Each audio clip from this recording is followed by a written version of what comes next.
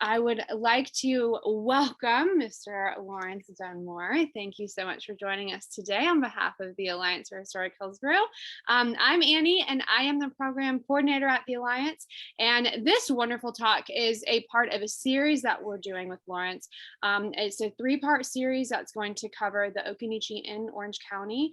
And our next talk is going to be in January, and our last talk will be in March. So stay tuned for more information on that. So without further ado, I'm going to introduce Lawrence, and then we can go ahead and get started.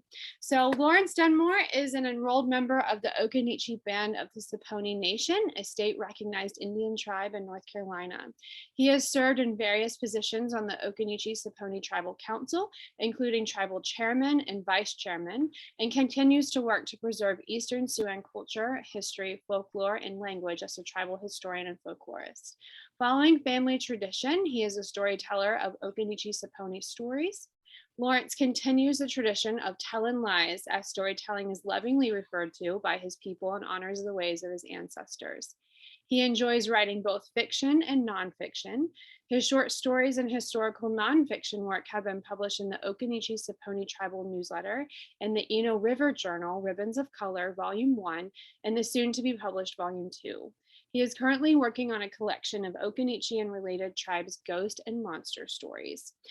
So with that being said, the Eno River Journal is available. You can read his work. It is available at both the museum in Hillsborough and as well as at the Visitor Center, which also serves as the Alliance headquarters. So without further ado, I will turn it over to Lawrence. And again, for those of you who just came in, if you have a question, anything like that, we can't hear you. So you can type everything into the Q&A, and I will be monitoring that and answering that in the chat box as we go. And any other questions we'll save to the end. So Lawrence, it's all you. Biwa, thank you, Annie. Let me first begin by saying, Witahese kana habnen Biwa. Good evening, everybody. Good evening, friends. And I'm honored to be here to share a little bit of the history of the Occaneechi people, who are descendants of the Saponi Nation. And what I've done, I prepared a short, a PowerPoint presentation to go along with you. So let me go ahead and bring that up, and then I will begin the presentation.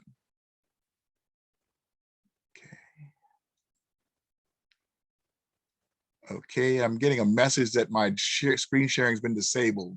I don't know, Annie, maybe you can fix that real quick. I just fixed it. See if you can screen share. Okay. Sorry, guys, technical difficulties. All right, let me make sure I've got the right one up here. And let me see. There we go. Excellent. Well, thank you. I am honored to be here, and let me begin the presentation. And like Annie said, please feel free to submit any questions you may have to the comments section, and they will be addressed at the end. And if I'm going a little fast, sometimes I get a little carried away with my talk, just let me know, and I will slow things down. It's a lot of information. Okay. So who are we? Who are the Occaneechi? Who are the Saponi? Let me talk to you a little bit about that, and as we begin this presentation. But first, I'd like to begin by giving you a sort of a disclaimer. This presentation is coming from a Native perspective and may be contrary in some place to popular scholarly interpretation. This presentation contains historical facts which are common to all people of Saponi or Yesa descent. However, the focus of this presentation will be the history of the Saponi descendants who migrated from Brunswick counties, Virginia, Northampton County, North Carolina, to Orange, Alamance, Caswell counties, North Carolina, and the diaspora. This is a complex history of forced and coerced migrations, acculturation, and adaptation in the face of overwhelming challenges and crisis. That I'm here to present this history to you this evening, or as we call our story, to you, and it is a testament to my ancestors' sacrifice and survival. So I'd like just to honor them as before I begin by saying that.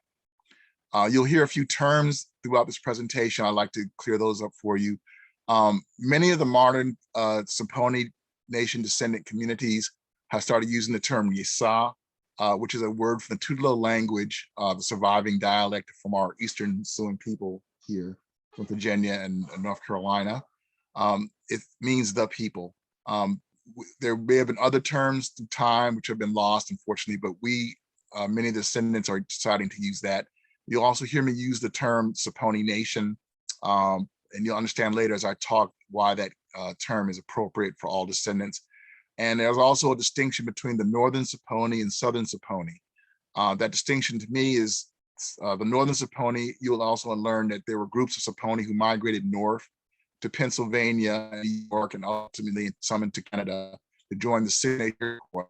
And those are collectively, I'd like to call them the Southern Saponi consists of all the communities in the South who remained after the migrations took place, just so you'll understand. Well, let me begin. It's always good to know who you're talking to. And like I said, I want to honor our ancestors and honor the history that we came from. So I'd like to tell a little bit about our cosmology of the Yesa, of the Saponi Nation people. Essentially, we have our own unique creation story like other peoples around the world do. And in our creation, our people came from elsewhere and were brought in. The creator came to this part of the universe and created the world by or the earth as is known now by people today. And the creator had 4 daughters, Pa, Sepoy, Ascarin, and Maratin, who were the mothers of all of the human race, of the 4 races, and led to the use of the number 4, which is a very important number among our people through traditions. Over time, our people settled the land, and historians and anthropologists now like to say that the ancestors of the people who are Siouan speaking came from the region of this country, which consists of the Ohio River Valley. And from over a period of several thousand years, different groups of people migrated to the west and to the east. They were also part of what was also known as the mound building culture. Many of the great mounds that are found in Ohio and other places, and also in Virginia, our people helped to construct those long, long ago. About 1,000 years ago, groups of native people came into the area of Ohio, and there was conflict between them and our ancestors. Our particular ancestors were forced to migrate the mountains, which are now called the Appalachian Mountain, to the east and settle in what is now known as the Piedmont regions of Maryland, Virginia, and North Carolina and South Carolina. As they settled into the area, they established different villages and towns. Different names were given to those describing the places that they were in. And as later on, these particular groups coalesced into different specific areas and became known as Monacan and Manahoac, Zula, as the Spanish called them, or Chirra. Other towns through time were Sapona, Totoro, and Occaneechi.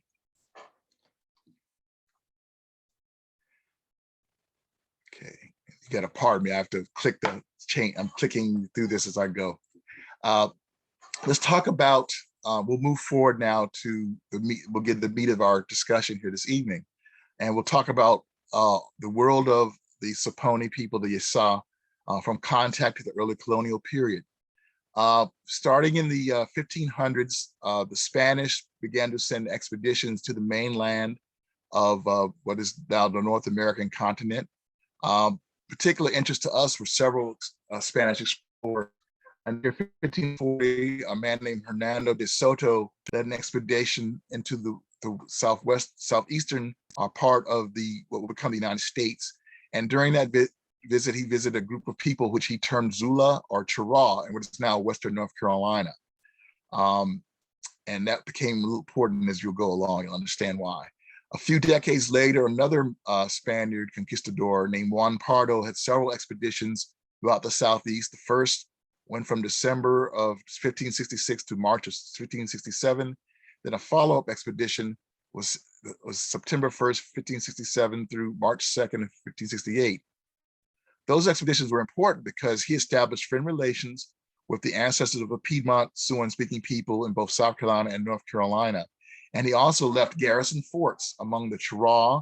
There was intermarriage, and unfortunately, which had a greater impact, he introduced foreign diseases, and which led to depopulation of the once very vast and populous groups of people who he encountered.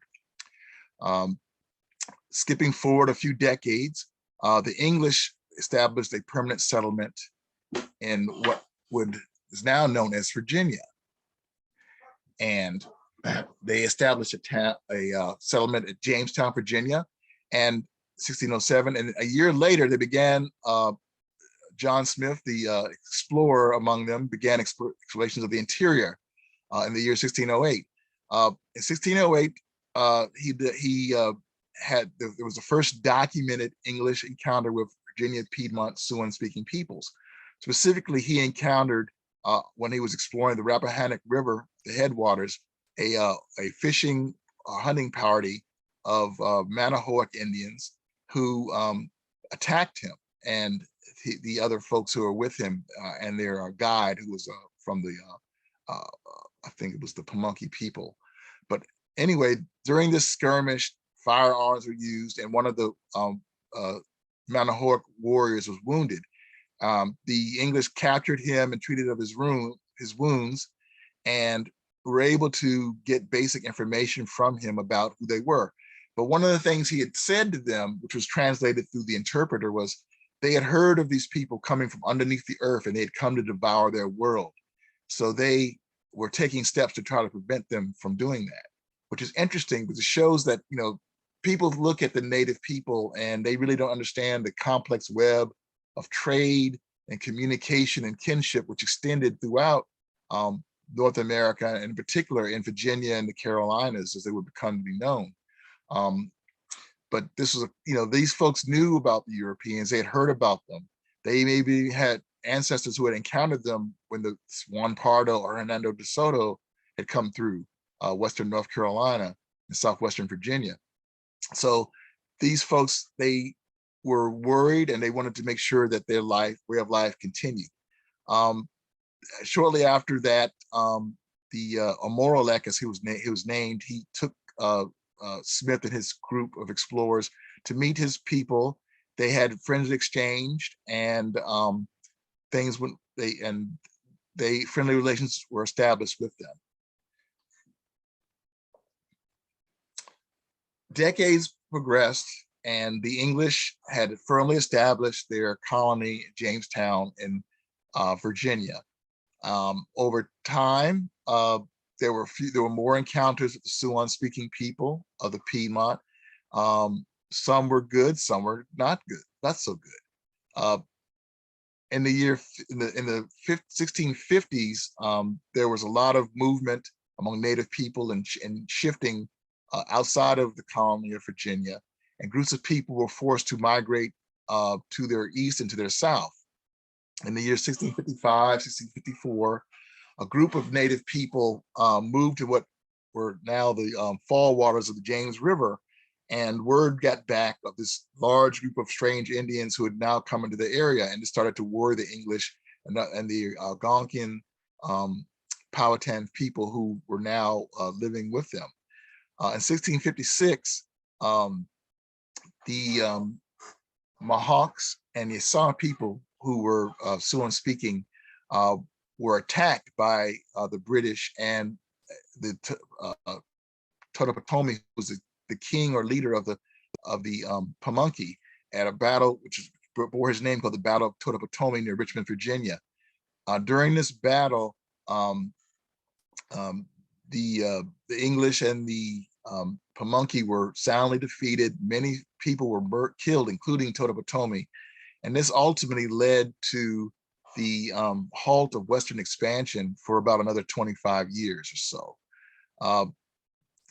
There was some confusion among historians about who the group of people were, but in the year 1666 and 1667 or so, the German explorer John Leder wrote that that it in fact was the Mohawks and Nayasan or Tulo, who had been in a state of war for about 10 years with the English. So pretty much ties into, the timeline of what happened in 1656. So I think it's pretty fair to say that it was the people involved were Siouan speaking people and not other natives who've been coming to the area from other parts of the country.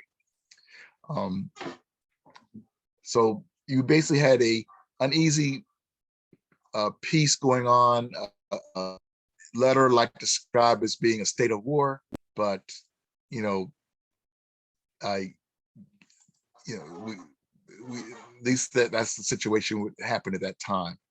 Now, let me go more into what happened between the years 1650 to 1676. And this period really was a period of trade domination by the Occaneechi Indians. And let me talk a little bit more in depth about that and what the significance of that was and how it impacts things going forward. The village of Occaneechi or Occaneechi was located on an island in the Roanoke River near present-day Clarksville, Virginia. The first records and references to the Occaneechi from the year 1650, and those records continue to grow over the next 25 to 26 years. The Occaneechi Island was located on a major trade route to Western tribes, which led to Occaneechi becoming a preeminent tribe in fur trade.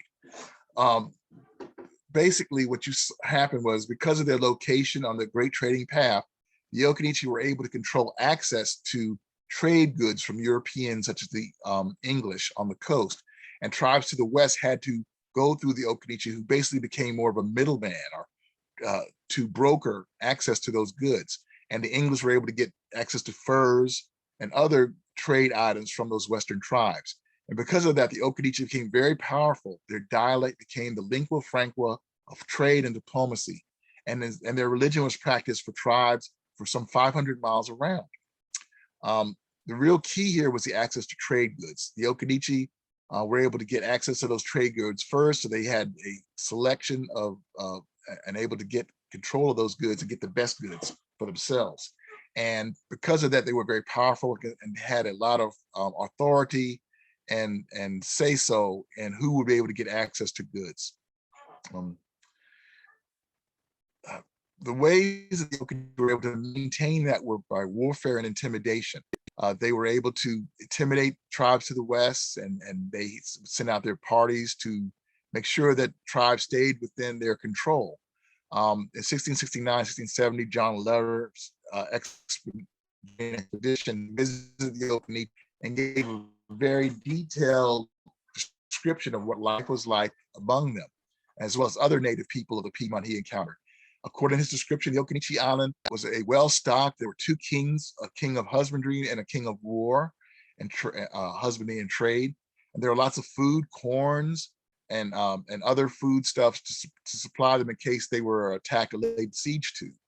And while he was there, he encountered native peoples from other tribes who had come to Occaneechi to barter and try to get access to English and other European trade goods. During a gathering that evening, a large group of native people who were there, and some kind of speculate whether they were Cherokee or from the other tribes to the west. The Occaneechi took advantage of the situation to demonstrate in a very brutal way their power and authority over native tribes. While Lederer was enjoying his evening, the Occaneechi darkened the room and put out the fire, and then violently murdered all of the representatives who had come from that tribe. I think that was done as a way to send a message not only to Lederer, but to the other Indians who were present, but also to the English, that they would not tolerate other native people try to circumvent their power and authority. This was not the only instance where the Occaneechi exercised their authority, but a few years later in 1673, English explorer James Needham and Gabriel Arthur went to Occaneechi and left from there on an expedition west to the Cherokee towns. At that time, they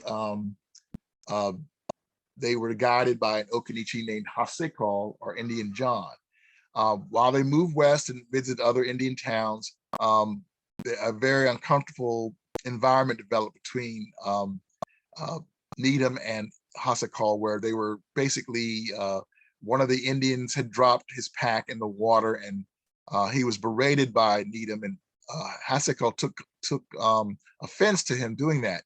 And through the rest of the day, there was constant bittering back and forth between the two. And that evening, as Hasekal continued the bickering with him, and Needham he was furious, and he took a hatchet, threw it on the ground, and said, "Well, why don't you go ahead and kill me or fight me, and let's end this." And the Occaneechi Hasekal grabbed the guns, so a pair of guns, and shot and killed Needham on the spot. He then raised his arms to the sky and cursed the English, while the Cherokees who were there tried to do what they can to save Needham, but it was too late for him. But they were able to prevent the murder of Arthur, who later would go on to the Cherokees and left a very important record of his visit among them. But this also was done to illustrate the power of the Occaneechi, and also, I think, as the English would say, it demonstrated their arrogance. They were very arrogant in their power and felt they could commit a murder like that of an Englishman and get away with it. It was later described in records that people saw Hasekal with Needham's guns, and they knew something was odd because he was carrying this man's firearms with him. I've included a map so you can see a picture of what Occaneechi Island is. From Lederer's journal, his book, and it gives you an idea of Occaneechi, the Occaneechi Island. Now, the Occaneechi were involved in vast trade networks with other communities and confederations of tribes. One of the most powerful trading tribes was to the north, the northern Piedmont, and what is now Pennsylvania and Western Maryland, with a group of people known as the Susquehannock Indians. Now, the Susquehanna and the Occaneechi had been on trading terms and favorable terms for a long time. And as Europeans established themselves in the East, they began to trade with different groups of native people to gain access to furs. And in exchange, they gave them European trade goods and weapons. Soon these trade networks developed into different groups and alliances.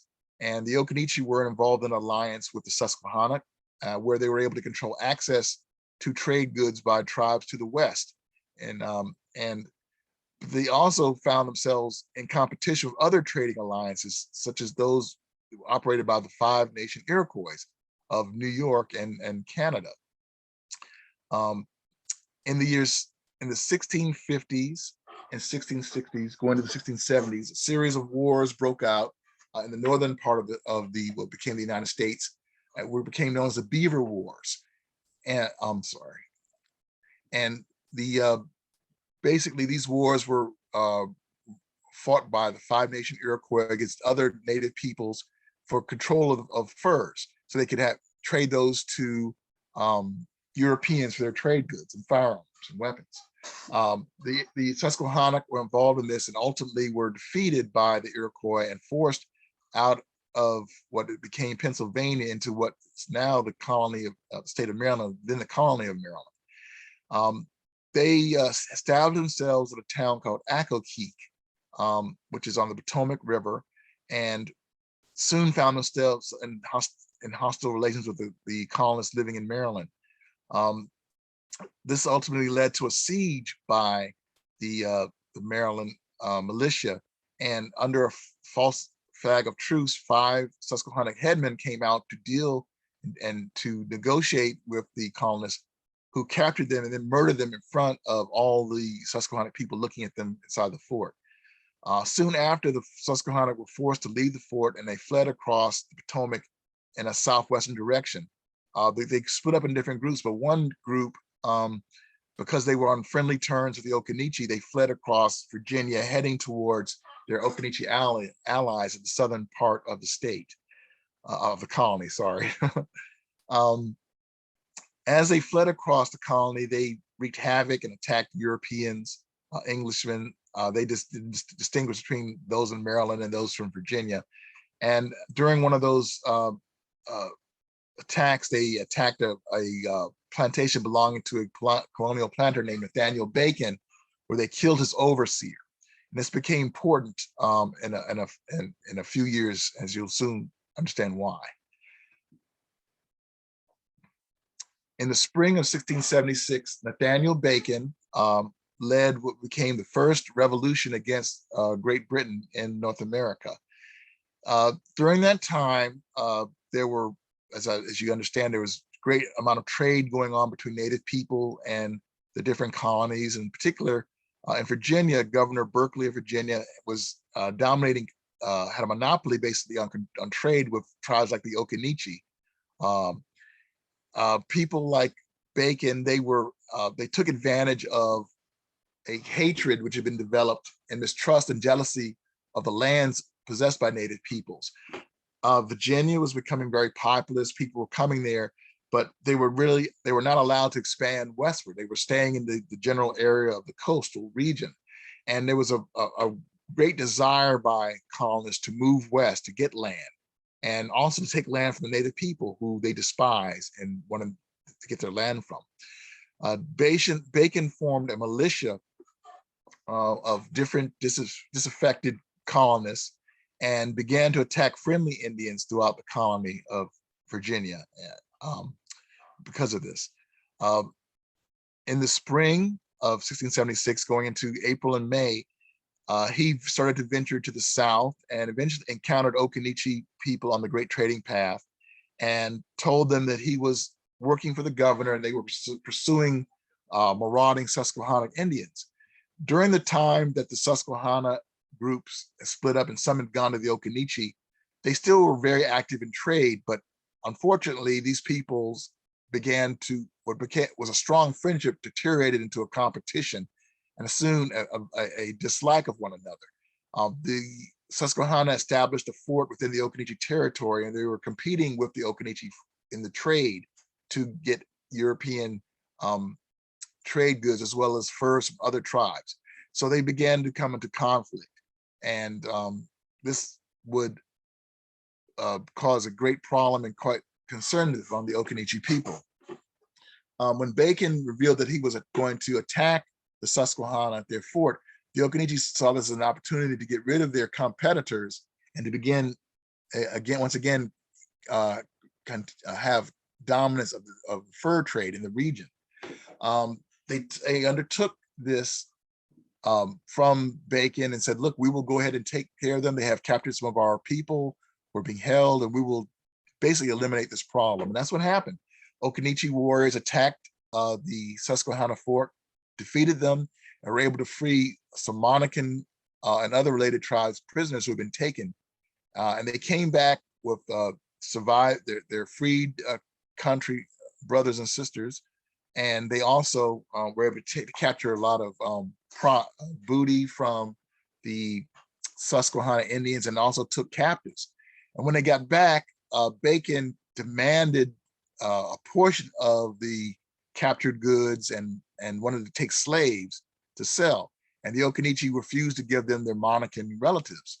And at this time, it became apparent that the entire goal of Bacon was to fool the Occaneechis, get into their village, and then attack them. And that's what happened. The Bacon's people, they were able to surprise the Occaneechi and basically commit genocide against them. They fired into the portholes, they burnt the village, and very few of the Occaneechi were able to survive and get away. At that point, the dominance of the Occaneechi in the Piedmont region came to an abrupt end. For several years after, surviving Occaneechi tried to maintain trade, but they no longer were able to maintain the dominance they had previously had. In fact, it was noted by certain English traders that the Occaneechi had become so weakened that Seneca and other Five Nation warriors had now begun to make incursions deep into the Piedmont region and actually attacked Occaneechi Island, which had been unthinkable prior to that time. In 1682, the English trader Colwinder Jones reported that the Occaneechi were going to migrate and move away from the colony into North Carolina for greater safety. And in fact, that's what happened. So basically, the attack by Bacon initiated a tragic period of increased warfare, forced migrations, and social marginalization. And the resulting cultural decay that ultimately led to the assimilation of the Siouan-speaking people and the dominant society. Also, I'd like to point out that at this point, the West was opened up and you began to see groups of traders were going west and other Englishmen began to move west. So Western expansion really began here in earnest at that time. Let's talk a little bit about the migrations to North Carolina after Bacon's Rebellion and what happened. As I mentioned, by 1682, the Occaneechi were no longer able to protect themselves, and many of the survivors migrated further south into North Carolina near their Stukenok, or as known as the colony of North Carolina, they're called Eno and Chicori, relatives on the Eno River. They settled near the Stukenok peoples, and which was also part of their old former territory and region. Now, it's important to understand that, as I mentioned earlier, disease had a tremendous impact on these peoples. When the Zula or Chara were first visited by the Spanish, there were large groups of people, large villages and towns, numbering the thousands. But after European diseases began to impact them, and warfare and slave raiding of Native people began to take its toll, the population of Native people began to plummet greatly. And these, by the time of Occaneechi massacre and the migration to North Carolina and the establishment of Occaneechi town near the Eno River in what is now Hillsborough, North Carolina, these Native populations were mere shadows of what they formerly had been. In fact, the colonial surveyor John Lawson, who visited Occaneechi town in March of 1701, he commented in his writings that in 1708, that within 200 miles of European settlement, nearly 5/6 of the Indian population had succumbed to new diseases. Just imagine that, 5/6 of the population had died out. No wonder it was wide open when European explorers and colonists began to go west into the Piedmont, because the population had been decimated. It was a mere shadow of what it formerly had been. Depopulation, the diseases, even Indian slavery and warfare continued to take its toll. And this was demonstrated by the Occaneechi. During excavations done in Occaneechi town, they found evidence of reburials of Native people who had been butchered and killed and scalped, most likely by raiding Iroquois warriors from the north. So it was a very brutal and dangerous time to be alive. But in spite of that, the Occaneechi and related peoples continued to persevere and survive and tried to maintain a semblance of their former life. They were still, the Occaneechi were still active in trade to a much lesser degree, but they were living in a well-apportioned and plentiful lands, as described by Lawson. At this time, the Tuscarora nation, the Tuscarora people, became the preeminent power in trade and political initiative among the Native people. They had a large population. They were very active in trade. In fact, Tuscarora traders were witnessed by Lawson as he left Occaneechi town and the Eno villages, moving to the east toward the Tuscarora people. Unfortunately, their power would soon lead to a devastating war, which would forever alter indigenous people's futures in North Carolina, as well as the Southeast and Mid-Atlantic regions.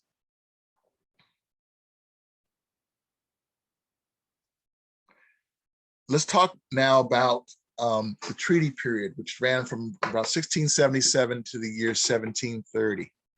There were two major treaties which involved the Siouan-speaking peoples of Virginia and North Carolina. Those were the Treaty of Middle Plantation, and the Treaty of 1680 was also a part of that treaty, which was on May 29, 1677. After Nathaniel Bacon's rebellion and his death, the colony of Virginia decided that they wanted to treat with the surviving Native peoples to end the warfare and the slave raiding.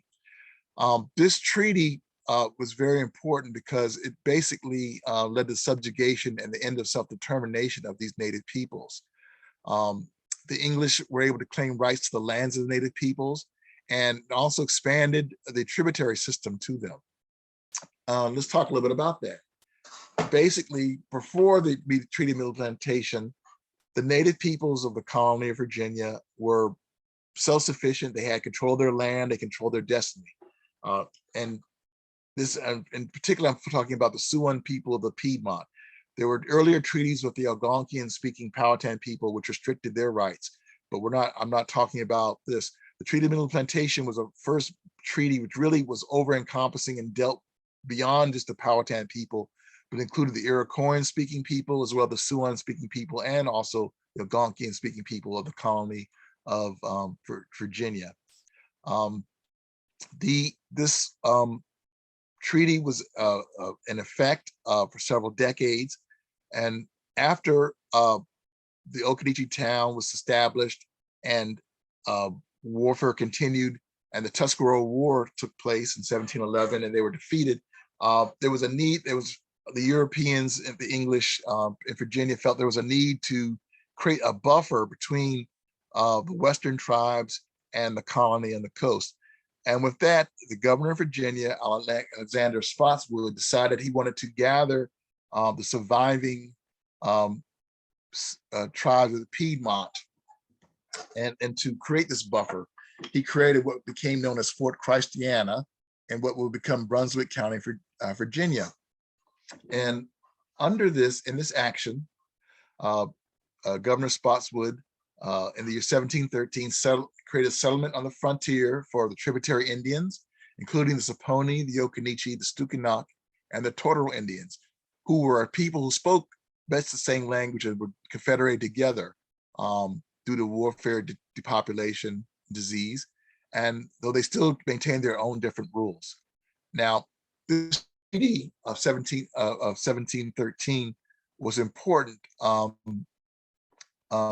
in that it basically gathered them into a specific area and allowed them to, under the treaty, to form a buffer and create a trading fort.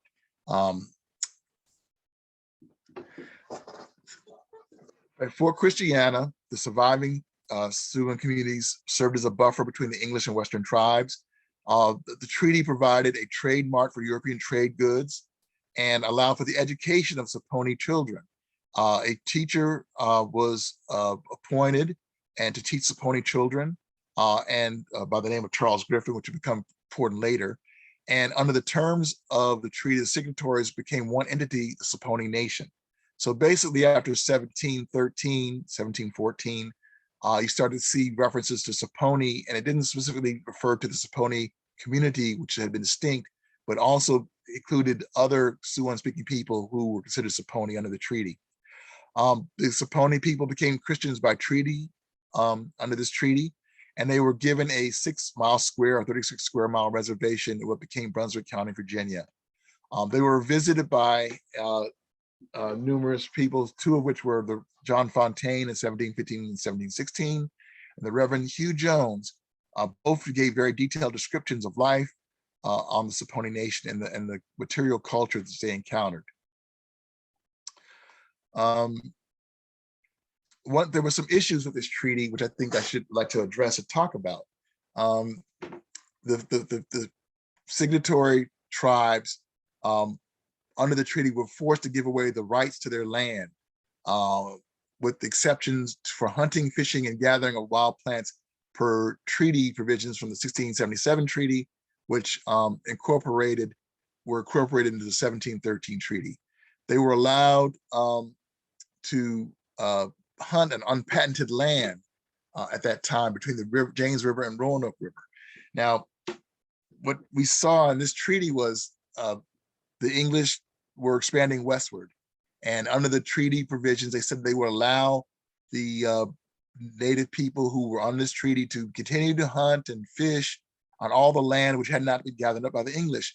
And they said also in the treaty that after a certain point, when all the land was gathered up, they would create an equal amount of land further to the west, with the idea that they would keep moving west, and eventually the Saponi people would become basically indoctrinated and assimilated into English colonial society.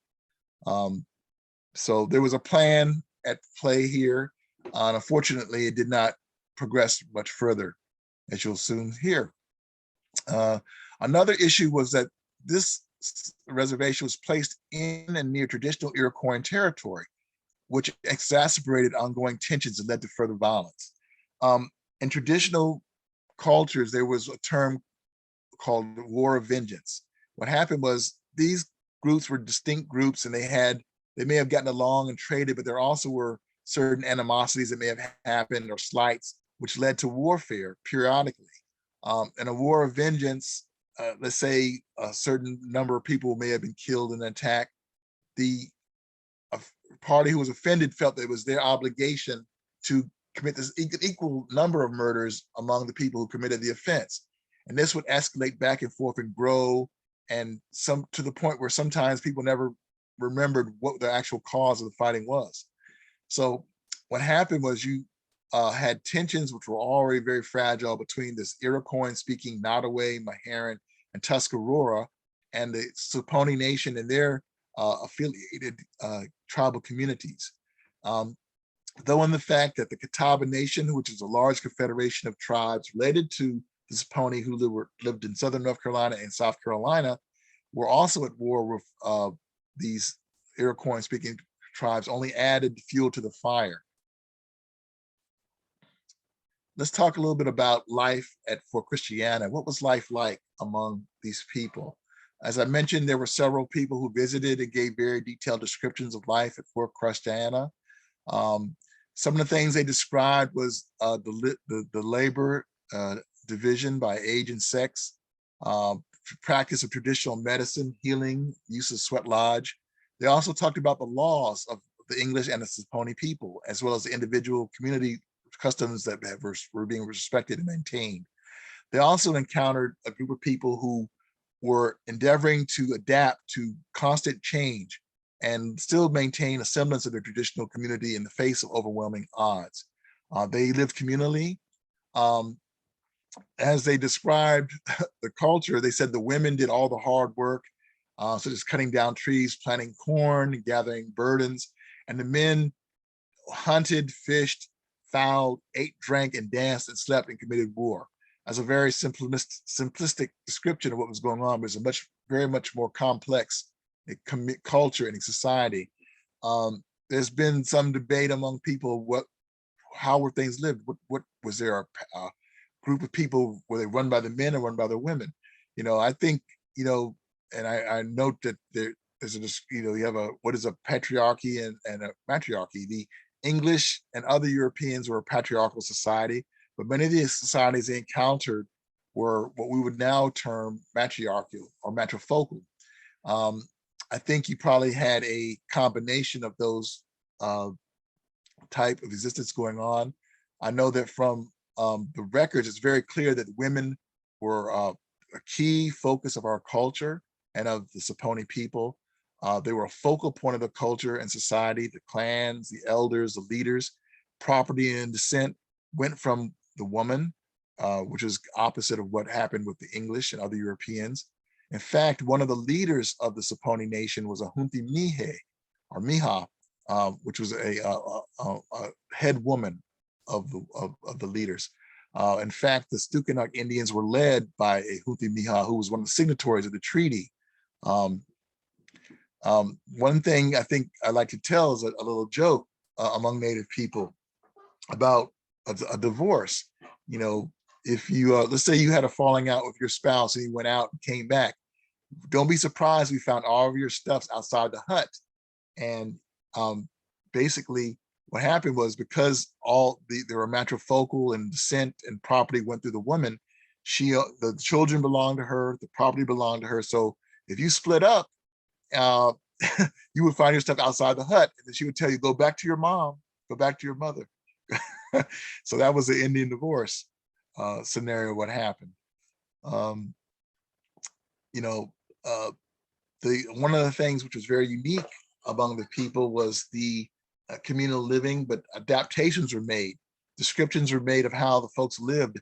They had taken the traditional atis or huts and adapted them into a circular protective form of architecture where they were all connected, at windows facing inward. So I guess for greater protection, but you saw that as the people became more acculturated, they began to have more interactions with the English and other Europeans. They began to adopt some of the customs and ways of those people into a hybrid sort of existence. And that was a good exhibition of what that was. Now, as time progressed, the situation began to deteriorate for the Saponi peoples. The trading fort, which had been established by Governor Spotswood, soon ran into trouble and became defunct, but the reservation was still there.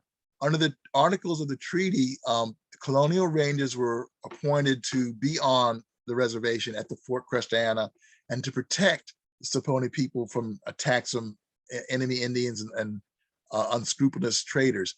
Unfortunately, those were never really done. There were numerous instances recorded where the rangers did not protect them. They, in fact, they were more interested in protecting themselves than the Saponi people. And this led to quite a bit of trouble and disagreements with other Native people who came to particularly the Catawba, who experienced a attack from Six Nations Iroquois at this time because the Tuscarora joined them, and the Rangers failed to protect or prevent a massacre. Another problem was the Saponi were routinely cheated by traders. The fort had become a trade mart, and Native people from all over the Southeast were coming there to trade, and the Saponi were very much involved in that trade. But unfortunately, as time progressed, it became clear that there were many unscrupulous English traders who would cheat the Saponi, and one of the ways they would do that was by getting them intoxicated with rum and alcohol, and then being able to take advantage of them and cheat them. Let's talk a little bit about that.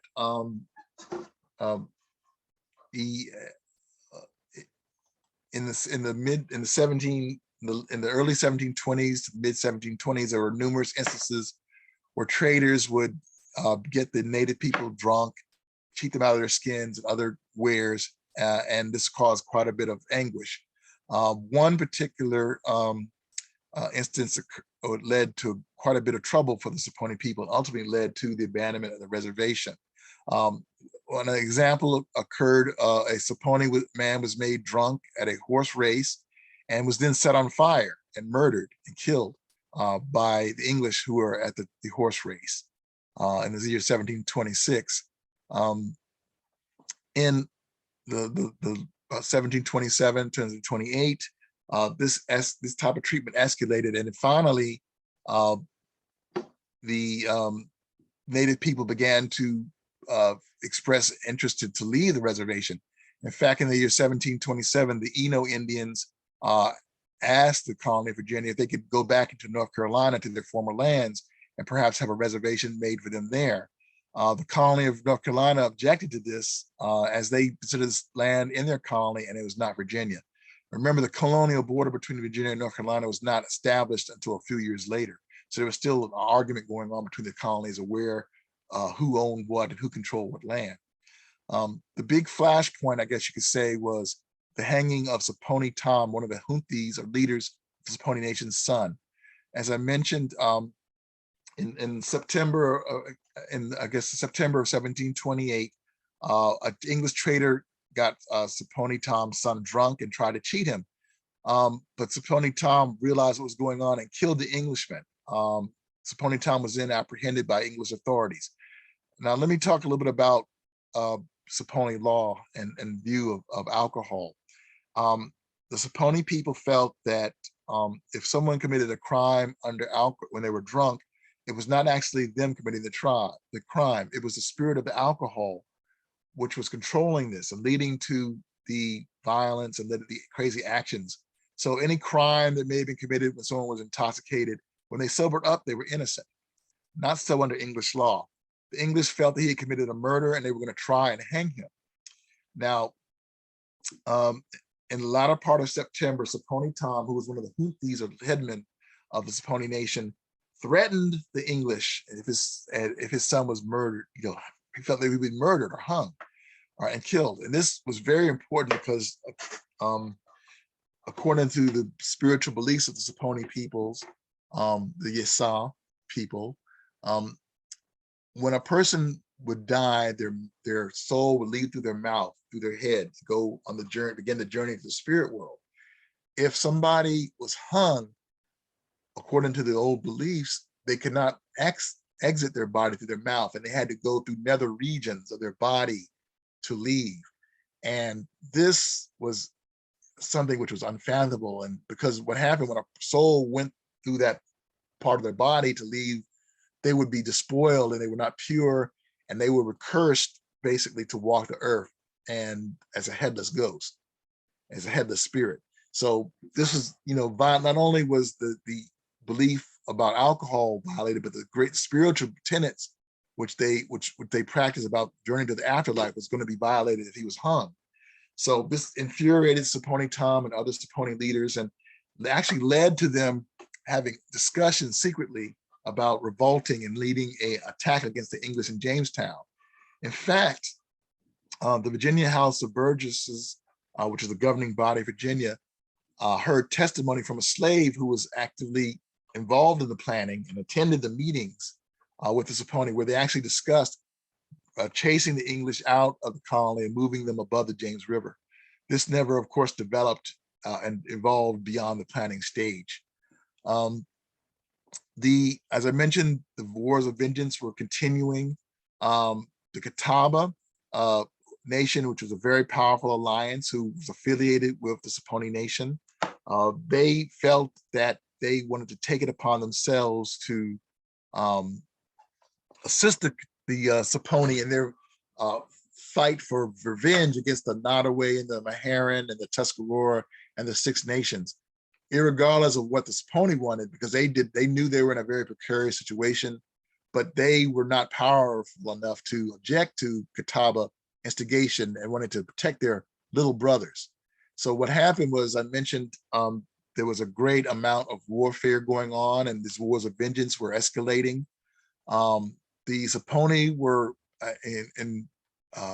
having increasing numbers of deaths of their warriors and their people, and this pace was unsustainable, and they were forced to consider fleeing the Catawba Nation for safety. In fact, it was officially reported that the Saponi Nations were going to leave or had left the colony of Virginia to join the Catawba Nation in South Carolina because of these wars of vengeance. Now, and as I mentioned, this was unsustainable. And the English essentially knew this. They knew that the Saponi had been put in a very bad location, and they were being constantly attacked by the Iroquois people from the north and the local Iroquois to the south, who were now working in league with the Six Nations in their coordinated attacks. In the winter of 1726, Saponi and Catawba warriors, under the command of the old Occaneechi king, attacked the Meherrins at Bluntstown, killing many people and further escalating the war of vengeance. Catawbas took revenge on the Saponi enemies to heart and escalated their raids, which caused escalating reprisals from the allies of the Nottoway and Meherrin, the Six Nations. On August 16, 1728, there was a report submitted to the House of Burgesses. Saponi were forced to join the Catawba Nation because of these wars of vengeance with the Nottoway Indians. And as I mentioned, on October 29th, they were reported in 1729, they had left the colony. Now, under the terms of the treaty and specific articles, it allowed for abrogation of the treaty by the English if certain conditions had been met. Article 5 of the Treaty of Peace with the Saponi Nation said that if the population ever fell beneath a certain number of people, then the English could abrogate the treaty, but they were supposed to give 100 acres of inalienable land to each surviving Saponi. This never happened. The English were petitioned by land-hungry colonists to abrogate the treaty and give the land up. The Saponi were beneath, there were very few of them left. They no longer could sustain the reservation. They wanted the land. They wanted that land. It's valuable. They could move west. So basically, under that request, on December 10, 1730, the House of Burgesses abrogated the treaty under Article 5, and the reservation lands were distributed to several petitioners. Now, The conditions changed after the Saponi went to the Catawba Nation, and a few years later, they felt it was safe to return, but they soon discovered they no longer possessed a reservation. Saponi peoples began to return to Virginia, bringing some of their relatives of Cheraw with them. They petitioned the House of Burgesses and were given permission to settle for a land further west on the border of what became Mecklenburg County and Brunswick County. Soon, however, they found that they were under attack again from Nottaways and Tuscaroras and Six Nation Iroquois.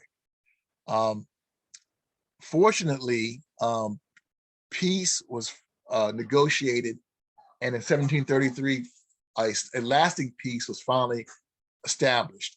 And at that point, you begin to see fracturing of the Saponi Nation. You begin to see groups begin to migrate north to the Iroquois country, begins to see groups migrate back to South Carolina, to the Catawbas, and others moving back and forth between the colony of North Carolina and the colony of Virginia.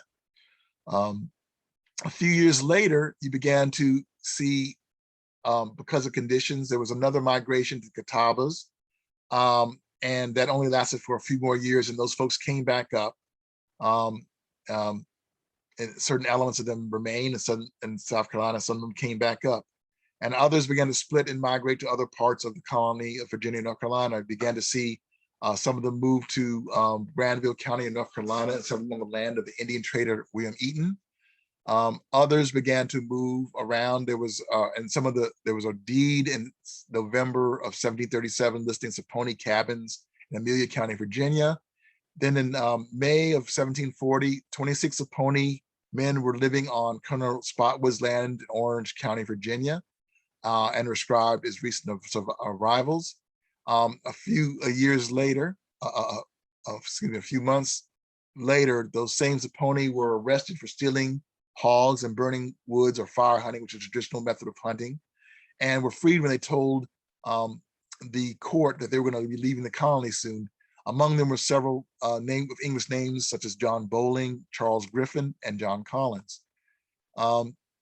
You also begin to see certain mulatto families appear in Orange County, North Carolina tax lists in the 1750s with names such as Gibson, Griffith, Collins, and Bunch. In fact, in 1756, the Moravians who were living and established a town near Winston-Salem reported a visit from Indians who they described as being Cherokee from their fort near Haw River. Of course, at that time, the Cherokee lived much further west and had no presence in what would become Alamance County on the Haw River. So they were probably most likely talking about Saponi or related peoples who were still living in a more or less traditional way in what was then Orange County, North Carolina, the huge Orange County, which was very large at that time. In fact, there was a tradition from local white settlers describing when the town of Graham was established, that there were native people still living in the area, so who were Saponi descent. So you start to see these groups of peoples migrating back and forth all over their former territory. You also begin to see distinctions developed between the traditional native people and the settled native people who lived in the colony of Virginia and North Carolina, and began to adapt European customs. They began to take European spouses and began to have children of mixed ancestry or mixed blood. These mixed blood families were identified as mulatto over time, and understand that mulatto in that time period had a much different meaning than the black and white mulatto, which was understood much later on. It was often used to describe the wide variety of mixed blood people, such as people mixed Indian and white and mixed and Indian and black. At this time, you begin to basically see the nucleus form of different ancestral communities to many of the state recognized tribes in North Carolina and the federally recognized tribes in Virginia, including the Monacan Nation. Some of the names you begin to see the people, Saponi people in Brunswick, Greensville, and Northampton County area. They began to get obtain title and land deeds. They began to adapt European names, family names such as Guy, Pompey, Jeffries, Hathcock, Stewart. And they also began to become more in line with the colonial society. They began to adapt the customs, the trade, of the local colonists. They became more assimilated, and they adapted the conventional farming or worked as laborers. They became craftsmen and tradesmen among the English colonists. The Southern Saponi people, as I like to call them, they lived more or less they may have lived in a more or less traditional way, but they also were adapting to the greater colonial backwaters of society in that area. And so from about the 1730s and 40s onward, began to see these people adopt a more European style lifestyle. Now, there were elements of the community who still maintained their traditional ways, the language, the old religion, and that began to fracture as time progressed further in the colonial period. These acculturated Saponi communities, what was life like for them? Well, one of the things that you began to see happen was as these people began to interact more with Europeans, the English, they began to have mixed families of Native and European and African descent. They began to see their identity change as the way they were viewed by the Englishmen. They weren't necessarily reviewed as being specifically from a tribe, but they began to be seen as more mulatto or mixed blood. And that continued to progress over decades and into the next century. One of the methods used to acculturate these Native people was to bound out their children, to give them apprenticeships where they began to learn trades and skills from the Europeans. In fact, as early as 1738, a boy named William Stewart, who identified as a mulatto boy, was boarded bound apprentice to the Indian trader William Eaton by the church wardens of Bristol County and Prince George County, Virginia.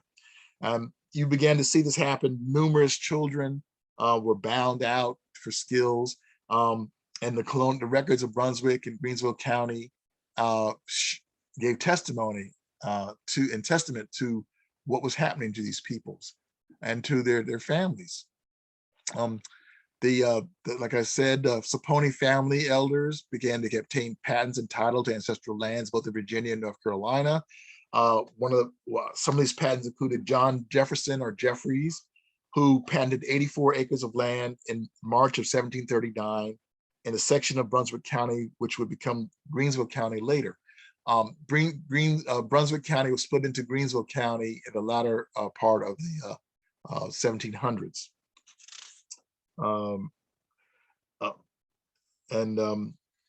These type of things happened as the acculturated people came more subject to the English laws. They became subject to the rules and the way things were conducted.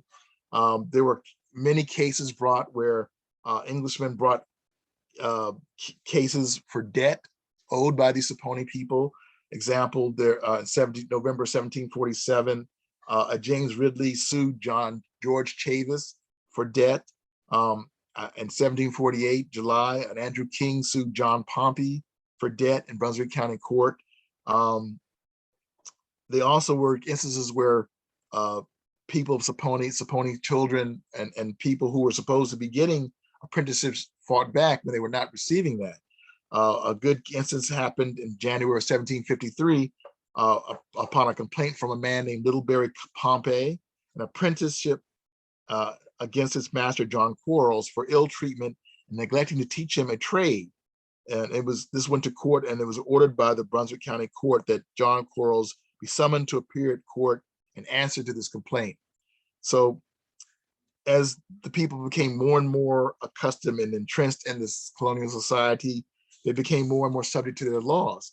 Another good example was a case of rape against a man named John Dungy in July through November 1755. John Dungy was tried for the rape of Francis Kennan by the Brunswick County Court in the King versus John Dungy. He pled not guilty, but was convicted and received 30 lashes. He was specifically disidentified in these records as being mulatto. Now, this gives you an idea of what was going on, what life was like for some of these families as they began to adopt to the society. As this was going on, There were also continuous references to Saponi being in Southern Virginia and in Northern North Carolina. On January 30, 1763, Lieutenant Governor Francis Fauquier, noted that the Saponi were still living in Virginia, but their numbers were decreasing due to alcohol abuse. In 1764, the Indian Superintendent of the South reported the Saponi and their neighbors of Nottoway had combined 60 gunmen. They no longer were using bows and arrows, but they were adapted European culture and lifestyle when using guns. In 1757, during the French and Indian War, a delegation of Saponi, Nottoway, Meherrin, and Tuscarora sent delegates to meet the governor at Williamsburg to seek permission to join and fight in the French and Indian War for the British.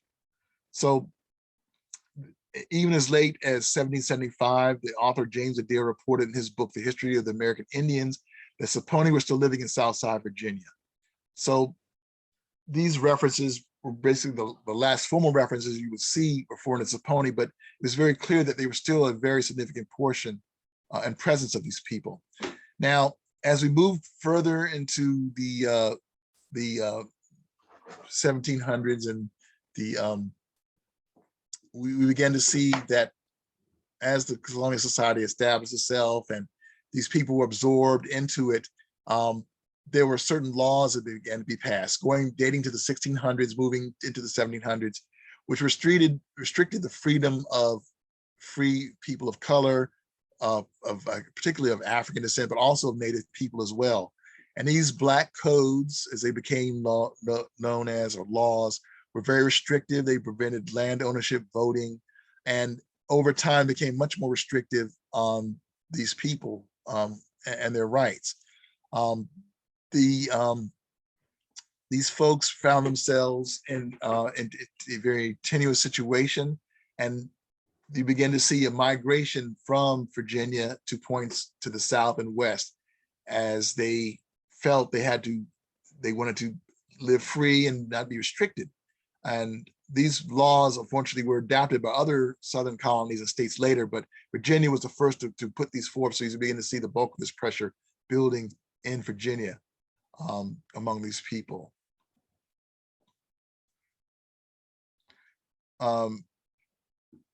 As this pressure built, there began to be more and more fractures.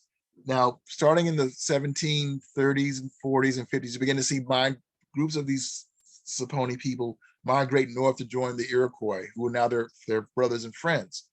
And over the decades, small groups would move up. Eventually, this culminated in the last documented migration, where a Chief Harris and loyalist Saponi went north to join the Iroquois at the start of the Revolutionary War under Joseph Grant.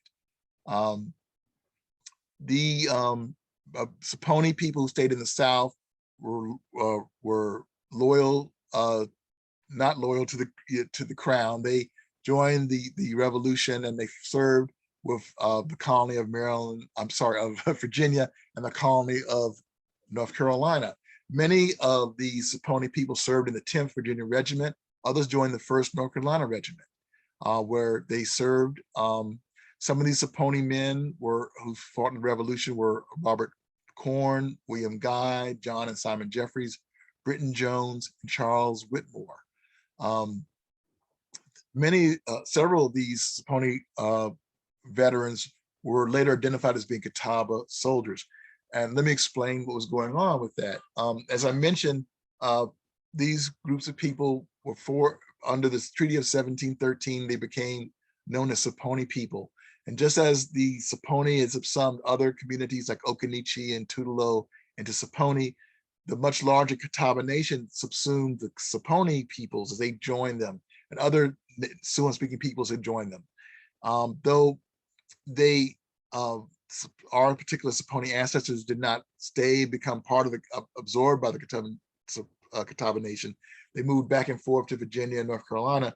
Over time, these folks still remembered their close relationship with the Catawbas, and eventually they identified themselves as being Catawba, though they were not Catawba proper like those people who are part of the Catawba Nation of South Carolina now, who are fairly recognized. They had an affiliation and still remember that distant memory.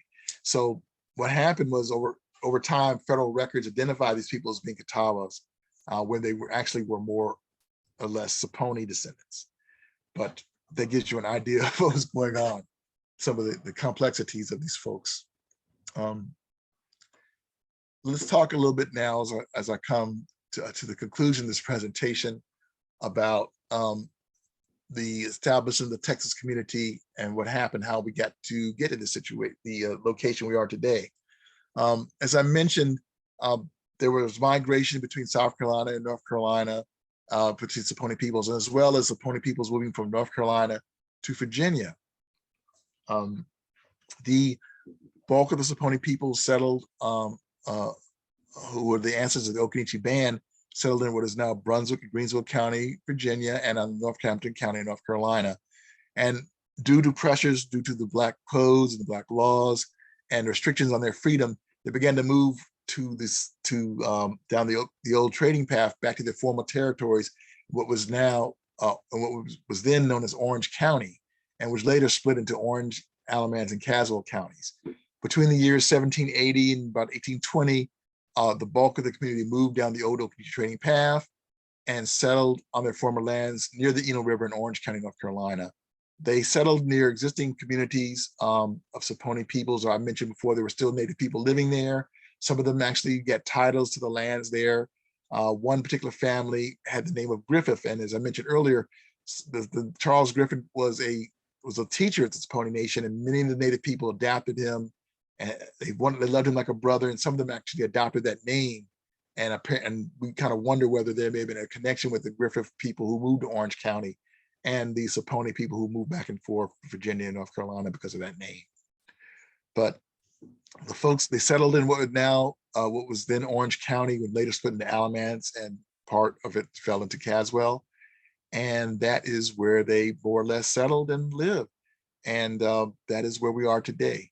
But that is basically the conclusion of the presentation on life in the 17th century and the colonial period for the Occaneechi. And I definitely would like to get any questions you may have.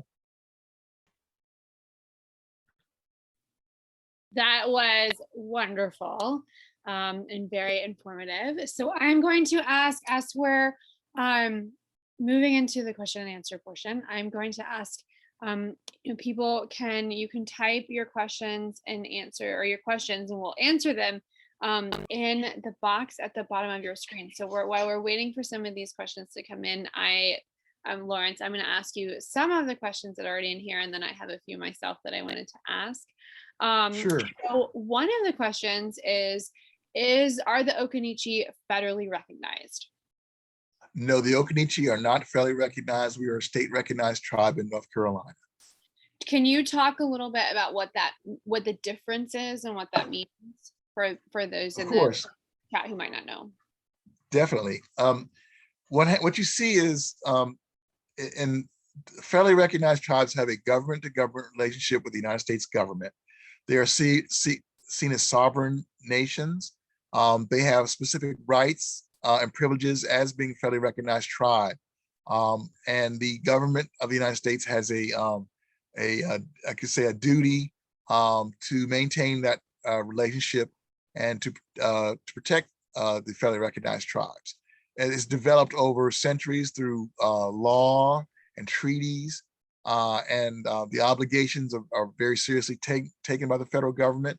And it is an incredible and wonderful relationship that is still ongoing between tribes. There's been ups and downs through time, obviously, but in today's world, we still have these tribes who are federally recognized, and they maintain their sovereignty and self-determination, and have this government relationship with the U.S. government. State recognized tribes, individual states have their own native people and are through time either have had state reservations or communities located within their borders, and they maintain a government to government relationship with the tribal communities within their borders. They're not on the level and not the same as federally recognized relationship with the U.S. government, but many states and commonwealths maintain relationships with their native people, be they on state reservations or in distinct independent communities within their borders. That was good. That was helpful. Someone else says, I cannot pronounce it. Yipiwo, Lawrence. I'm sorry? Another person, I think it's a salutation. And Biwa? yes. Biwa. My name is Austin. I'm a member of the Shikori tribe of South Carolina. As a neighboring Yisa tribe, is there a particular direction you recommend for reconnecting with ceremony? I do not talk about those things on public. You're more than welcome to contact the tribal office and they will connect you with me. But yeah, and I think it's, I'll just say this, I think it's important as Native people to honor our traditions. Like I said, we get to follow where your path, where your heart leads you. But the main thing for me, I respect all beliefs, I respect people, but I honor our traditions. And I think that's something that you need to work with your own community, and talk to other Native people. But definitely that's, I don't talk about that on public. And also too, if anyone in this, if they get home and they log out and tonight they realize they have a question, please feel free. You can contact the visitor center. That's where I am. You can email me and I can put you in contact with Lawrence, and we're happy to answer any of those questions as well. Another question is, this is a good one. Is there any truth or connection to the Occaneechi connected to the Roanoke colony? I don't know about that. My thought is no. Yeah. I was going to bring up, sorry, I would say no. To my knowledge, there's no connection to a colony. I don't have that information. Our people, from the Piedmont region, we were not along the coast where the Algonquian people were, who dealt with and had encounters with the Roanoke colony. So I would tend to think not. I mean, I don't know. But I don't think that's, I really doubt that. I've heard that the connection I've heard is that the Roanoke colonists would have gone into Virginia and kind of merged with the Native Americans there. I've not heard of them going west into North Carolina, but I don't know. You, Lawrence, you know better than I do on this. I mean, there are many theories. Yeah. And a lot of scholarly research and work has been done on that, and research into records. And I'm not one to judge. I don't know, but I mean, I think that there are definitely lots of theories out there, and maybe one day someone will find evidence to prove it. But I think you just need to look at what the evidence is out there, the different theories, and just know that, have an open mind, and just know that no one really knows. Yeah. Yeah. And we probably won't know for maybe ever. So this is from Karen. I love this presentation, extremely interesting. I plan on visiting the museum in Virginia that has an extensive presentation on the Bacon Revolution. Great, thank you. Yeah. Yeah, I would invite people to visit Occaneechi State Park in Clarksville, Virginia. They have a very detailed history and panels prepared by the Commonwealth of Virginia, and you can really see the Occaneechi's history through time, as well as the history of the other Pony Nation and other communities. And I just want to mention that, again, this presentation is focused on the Occaneechi band. We're not the only Saponi people. There are numerous Saponi descendant communities in Virginia and North Carolina who have just as rich and valid histories as us. This particular presentation is focused on the Occaneechi band's ancestors and descendants and our diaspora. And I don't want to sell short any other community. They have just as rich history, and we all have common ancestry. We have blood relations with many of the communities in North Carolina and Virginia. So I want to acknowledge them and know that we're all family. But a lot of the facts in this presentation are general facts which will apply to all Saponi descendants as well. What kind of physical presence does the Occaneechi band currently have in Orange County? Oh, well, you have really to get a clear understanding, attend the next presentation. Yep, Which I I was will go going to into. say, we're going to cover this.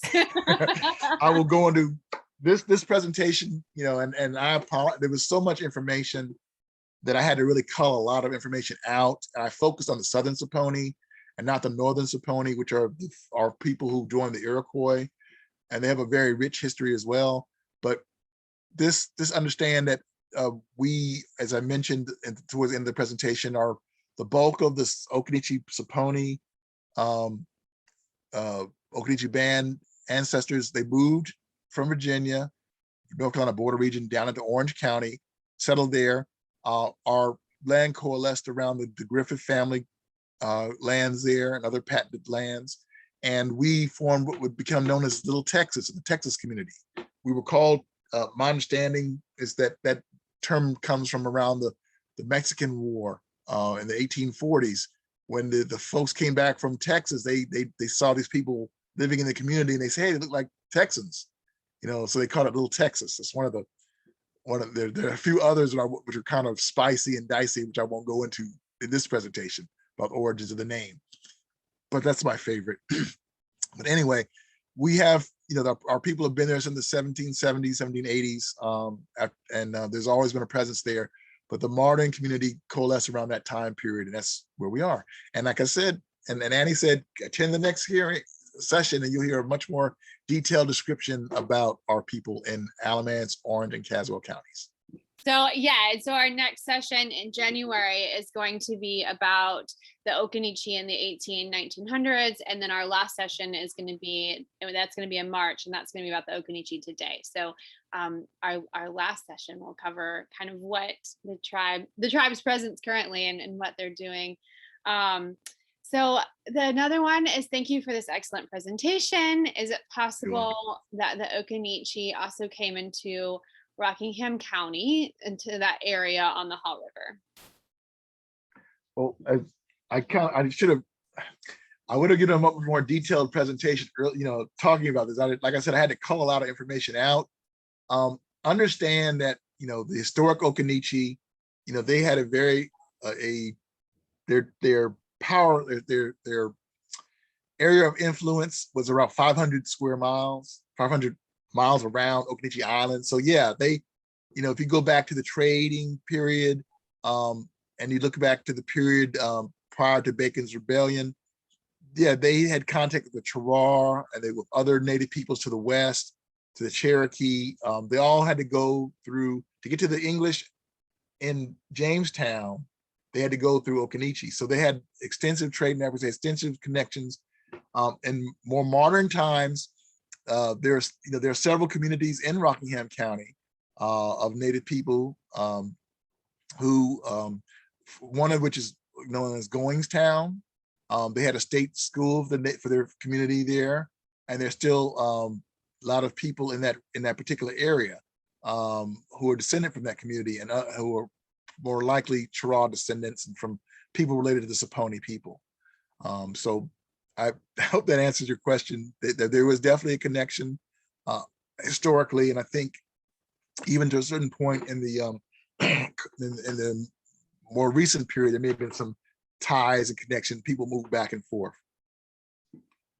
So building on that, I was wondering about this. Before European contact, if so many of those tribes were descended from one another in this area, were they all friendly, or were there any kind of rival tribes? I know you see some of that in Virginia. There were some rival tribes that then they kind of banded together once there was European contact. But what about North Carolina? Well, yes, I mean, there was warfare, there was rivalries throughout. I mean, that's human nature. Yeah. And I think you really started to see the problems in terms of wars of vengeance and brutality and violence on a scale never witnessed before after the introduction of firearms and alcohol and encroachment on native lands and the fur trade. I mean, sure, there was competition, there may have been warfare, but sometimes these problems are settled through sports, I mean, or other activities.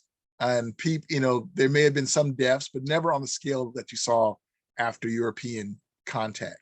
I'd like to look at the fur trade. I mentioned the beaver wars in the North, and decimated entire societies. Whole cultures wiped out because of the competition to manipulate and control access to furs and access to European trade goods.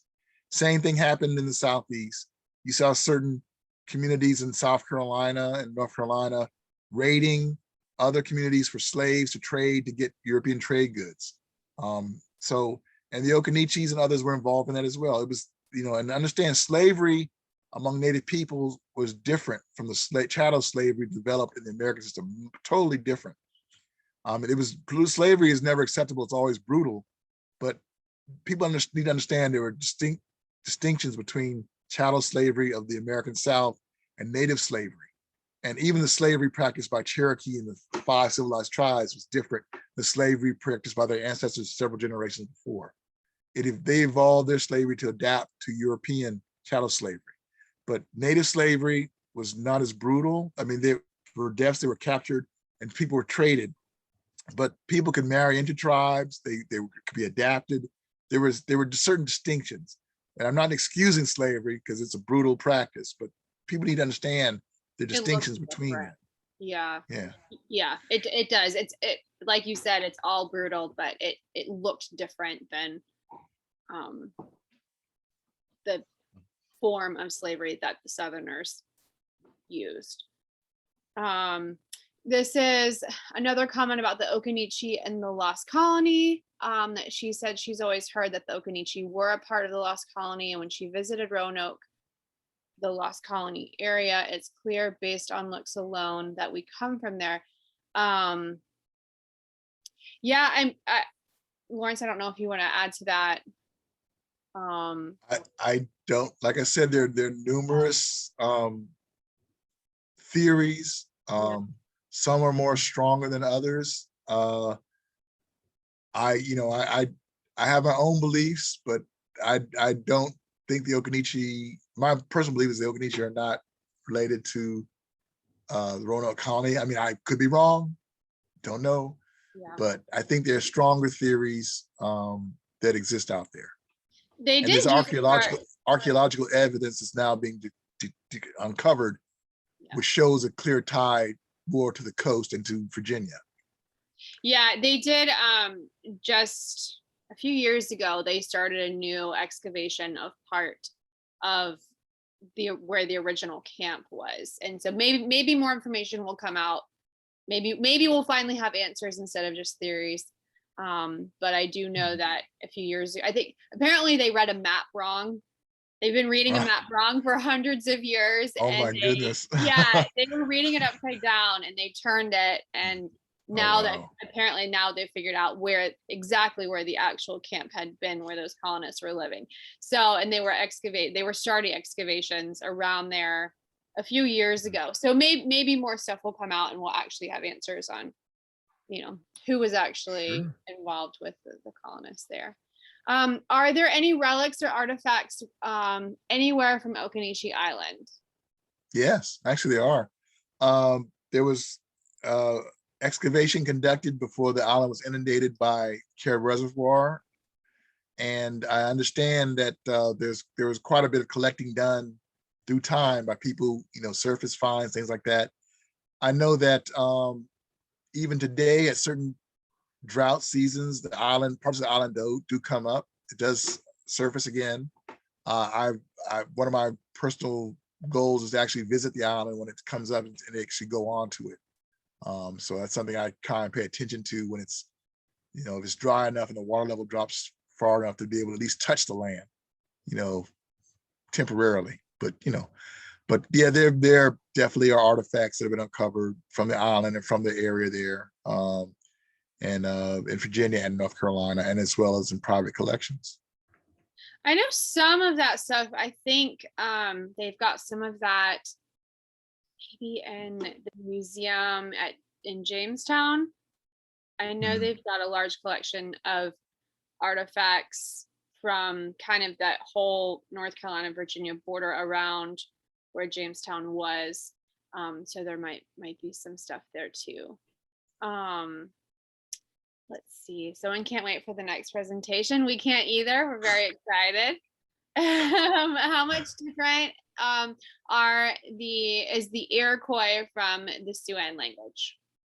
Ah, the difference is? Yeah. Well, modern day linguists and anthropologists, they distinguish different native groups linguistically, as one of the ways they distinguish them culturally, linguistically. The Iroquoian people speak a language, the Iroquois language. I mean, I can't go into all the detail of it. I could talk for a while, but just to make it short and simple, they distinguish different cultural groups linguistically. One of the ways to distinguish them linguistically is by the way they speak the different language. The Siouan speaking people spoke Siouan language. You know, they had a original macro Siouan language through thousands of years. The different dialects developed as the group split off in different ways. Some went to the Gulf Coast by the Biloxi, for example. Some went west to the Minnesota and then the Great Plains of Dakota, Nakota, Lakota.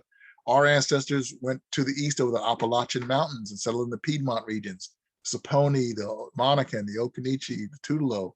And then you got the Catawbas and others who went a different route, settled in South Carolina. All speak this great Siouan, parts of the Siouan language with different dialects and variations.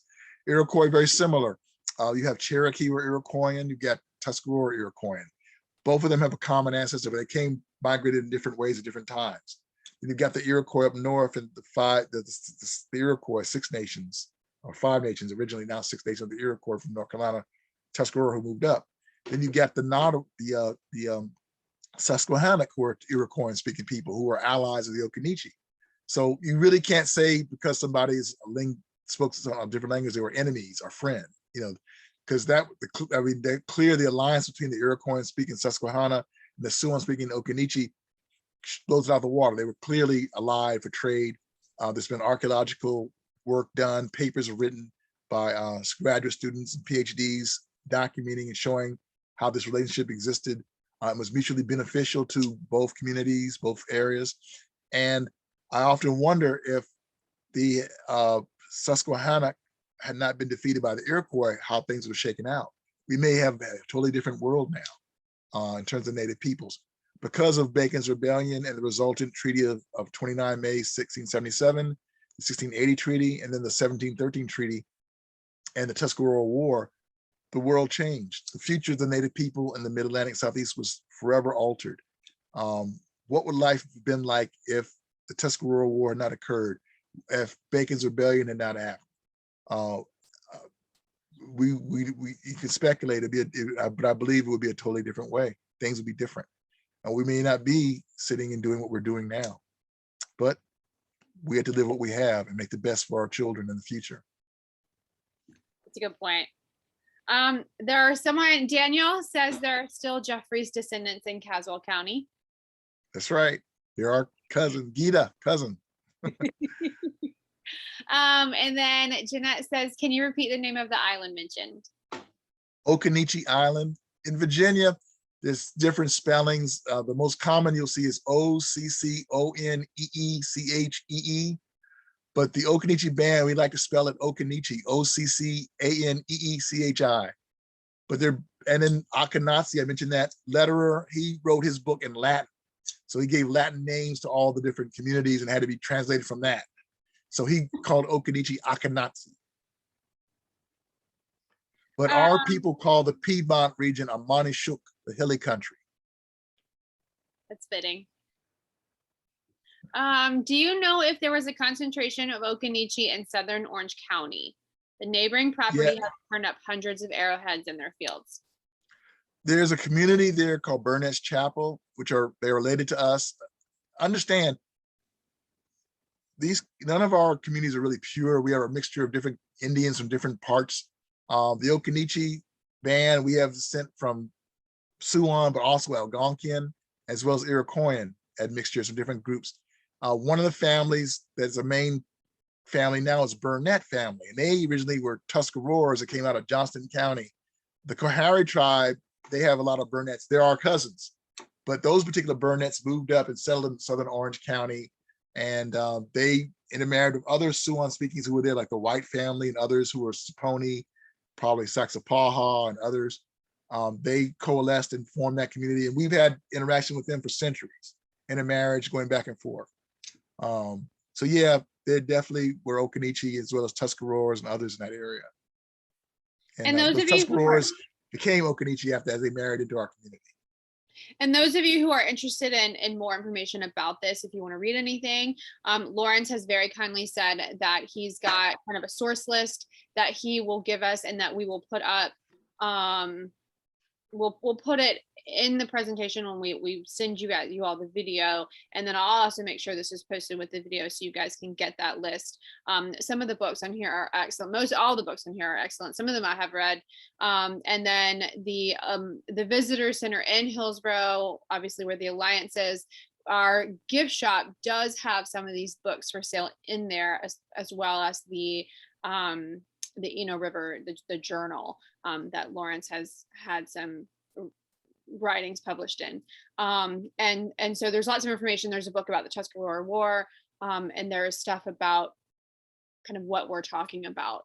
Another question that I had for you, Lawrence, will you talk a little bit more about the role of women? I know you mentioned the matriarchal society, but could you talk a little bit more about and if that changed over time? Did any of that change a bit once there was European contact?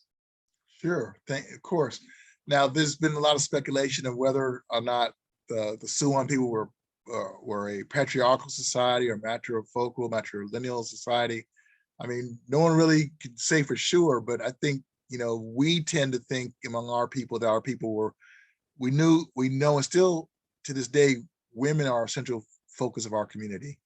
And though they're always in the background, you know, because they had to adapt to the European system where men were in front, men were, you know, patriarchal, the leaders, the real power brokers and the dealers were our women, our mothers, our sisters, our aunties, and they still are.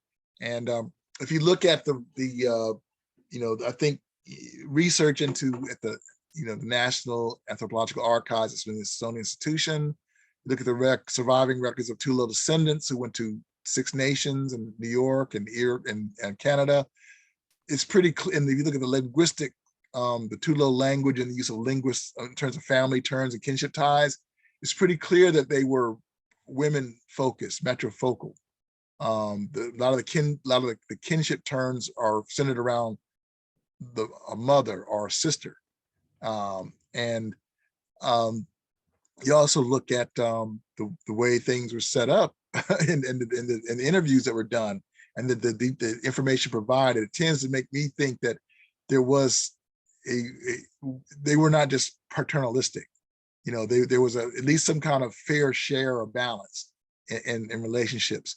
And also, as I mentioned, the leaders among the Eno, the Stukanak, and the Chikori, one of the leaders was a woman, the supreme leader. In fact, and John Kinchelow goes into a lot of detail in his book, Rediscovering Christiana, Native Worlds and Governor Spotswood's Fort.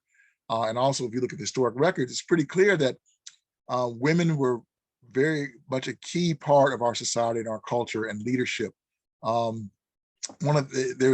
many references to the leaders of Saponi, and the female leader, the Hunti Miha or Mihe, was given extra status above the men. You know, she was given by Governor Spotswood. He treated her differently than the men. And whether that was because she was a woman or because of her status, but there are a lot of references in the records that, you know, this probably was a traditional heritage. It was, her title may have been passed down by descent, but still, clearly the women were a key part of our culture, the key focus. I personally believe that we were a matrifocal and society, and that's just, I think that's that. Women are, we wouldn't be anywhere without our women, and still won't go anywhere without our women. It's always amazing. And though we had to adapt to European, we had to adapt to the European culture, colonial and state society where men were out front, and that's, you adapt, but still women were there. It's always amazing to me to read the European accounts of the matriarchal societies, because they were so taken aback when they got to the new world, if you will. And, they suddenly, women weren't at the bottom anymore. They were at the top. And if you read some of these firsthand accounts, they're just like disgusted by the fact that Native Americans actually respected women. It's heartbreaking from a woman's point of view, but really amazing to read about just kind of the power women had in Native culture. Yeah. So here's a question. Do you know if Governor Spotswood brought any of the Saponi diaspora along his exploration into Ashe County? I really don't know. I know that you understand there are two Spotswood. You get Governor Spotswood, and then his son, which is a Colonel Spotswood. And I mentioned, or I didn't get a chance to explain that earlier. I talked about Orange County, Virginia. That was the son of Governor Spotswood, but who was also involved in the Indian trade and had ties with the Saponi, because his father was a very close relationship with the Saponi Nation, having negotiated the treaty with them in 1713. But I don't have enough information. I wish I could tell you. It wouldn't surprise me, but I would have to do more research on that to tell you. I don't know either. And this is Austin again. He says, Lawrence, thank you for answering my question from before. I wanted to be sure to clarify that I didn't mean to put you on the spot with a personal question. Oh, no, not at all. No, not. I didn't want you to think you did. I was just saying, just talk to the travel office and I'll put you in contact with me. But yeah, this is general. That's what I do. But please don't feel offended. I didn't mean to offend you or anything. I wasn't, no intention of doing that. He says would appreciate connecting more via email. Yeah. It looks like that is it for our questions. If anyone has any other questions, if tonight you start thinking about something, and if you have something for Lawrence, please don't hesitate to email me. I am going to, let's see if I can put my email in the chat. Again, and I'd like to do an acknowledgement before we end too. Yeah. Oh, sorry. I thought you were sorry. Please, I didn't mean to interrupt you. No, I was going to say, please don't hesitate to email me if you have any questions. I'm happy to pass along stuff to Lawrence and kind of get you in touch. Our next session, our next talk will be in January. So please look for more information about that. And then we've got one last wonderful comment. You've piqued my curiosity now. What a fantastic presentation. Thank you. Be well. I'd like to, just before we end, I'd like to make some acknowledgements. First, I'd like to acknowledge and honor and thank the Occaneechi Band of Saponi Nation elders, citizens, and our ancestors. As I mentioned in the beginning, without your sacrifice and work and perseverance, we wouldn't be here, and I wouldn't be able to share this information with you. I also would like to acknowledge Forrest Hazel, David Shakatano, who are key historians, researchers who worked with our people to help us reclaim our history. I'd like to acknowledge the University of North Carolina at Chapel Hill Research Laboratories Archaeology, who has done extensive work on our history and our culture and have worked with us. I'd like to acknowledge John Kinchelow, who's a wonderful man, who's written a wonderful book, which I encourage everyone to buy. It talks about Christianity and our history. The Smithsonian Institution, National Anthropological Archives, I'd like to thank you and acknowledge them for all the research and materials they've been able to access over the decades and work. And I also just want to mention a few books, James Merrill, The Indians' New World, Catawba's Their Neighbors, and historically, The Discoveries of John Lederer, The Journal of John Fontaine, and The President's State of Virginia by Reverend Hugh Jones are good historical resources if you want to learn about the Saponi Nation. Lawrence, thank you so much. This was so wonderful. You were absolutely fantastic. This was so informative. And I appreciate everyone who joined us tonight. Please, please, please keep an eye out for more information about January's talk. And then we've got one more comment in here from Ashley. She says, thank you so much. And she would love to know when and where your ghost story book will be available. I do too. No, I've been as Annie mentioned earlier, I'm a storyteller, or I tell lies. It's been, I've been doing that for a while. It's been part of our family's history. My grand aunts and uncles and cousins, and I try to maintain that tradition. And one of the big things they used to tell a lot of ghost stories and haunts and things like that. So I've been gathering, first through ethnographic interviews, then, with a lot of people who are no longer with us, who are in the spirit world now, and I was able to preserve those stories, and I'm trying to put them together into, it'll probably be several volumes, but at least I'm gonna come up with something small. Hopefully in the next year, within the next year, my goal is to have something ready before Halloween, so people can access it. And I definitely will let folks know, and you can be able to get it. And I hope you would enjoy them. Once we know from Lawrence, the Alliance will put it on social media so you guys know to pick it up. But thank you so much, Lawrence, for spending time with us and telling us this story. Thank you to the audience for joining us tonight. And I hope everyone has a wonderful evening. And again, please keep your eyes open for January so we can continue the story of the Occaneechi people in Orange County. Be well. Thank you. Have a good one. Thank you.